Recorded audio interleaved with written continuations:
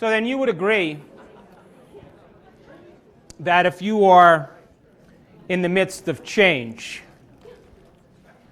it would be a good idea to remind yourself of those unconscious thoughts, those unconscious emotions, and those unconscious habits that are connected to the old self, and prune them away neurologically and no longer signal the same genes in the body in the same way. It would be a good idea then to remind yourself who you do want to be till you're greater than your environment, because if not, the environment's going to cause you to return back to the old self. And this is why most people have difficulty in changing, because they haven't looked at the old self. They just want to think positively and never get down to denaturing the aspects of the old self. Now, I'm not saying to throw the baby out with the bathwater.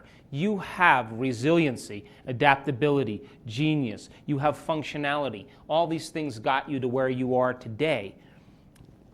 Keep those. Keep those things that you do well. But let's talk about the ones that keep you limited. That's the ones I'm talking about. How many people are still with me? So, if the decision to change a belief is greater than the addiction that's drawn in the body, that the energy of that decision will begin to automatically rewrite the program. You with me? Yes. Because the person who's...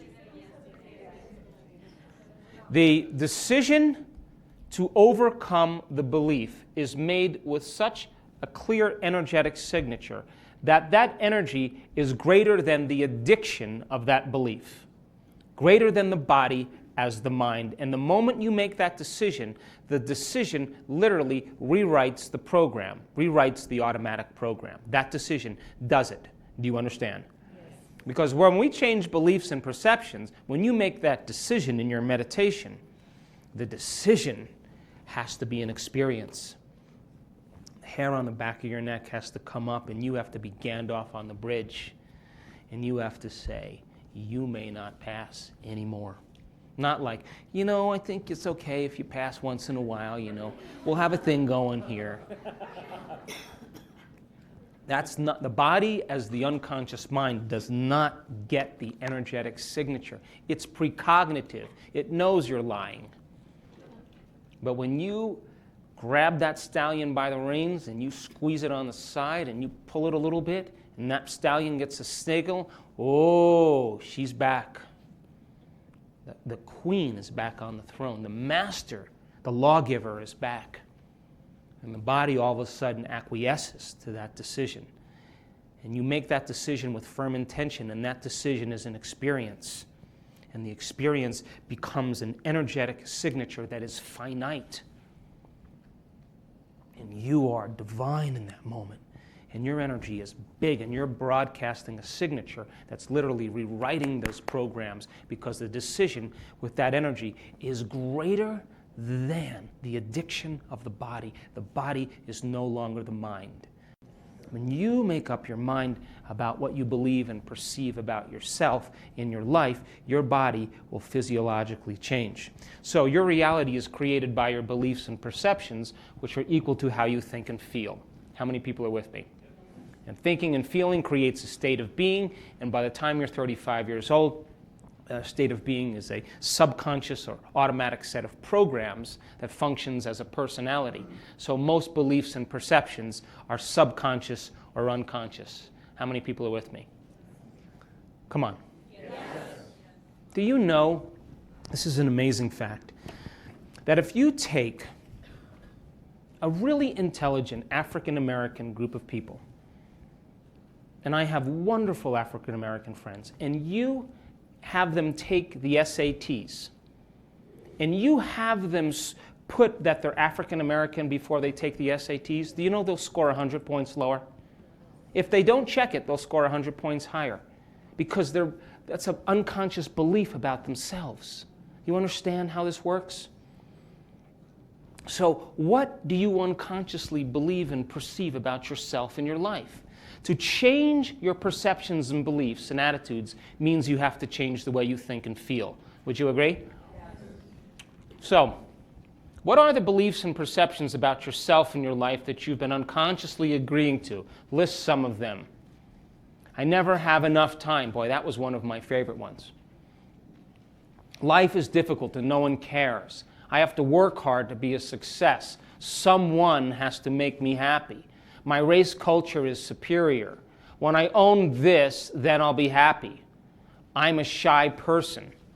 How about some other ones? God is outside of me. Everybody believes that. You don't even know that you believe that. I'm bad and God doesn't love me. I used to think Jesus was mad at me all the time. Because I saw those pictures in my grandmother's house. He was pretty pissed off looking down at me. Reality is a linear process. Women are less than men. I thought Jesus was Italian until I was in 4th grade.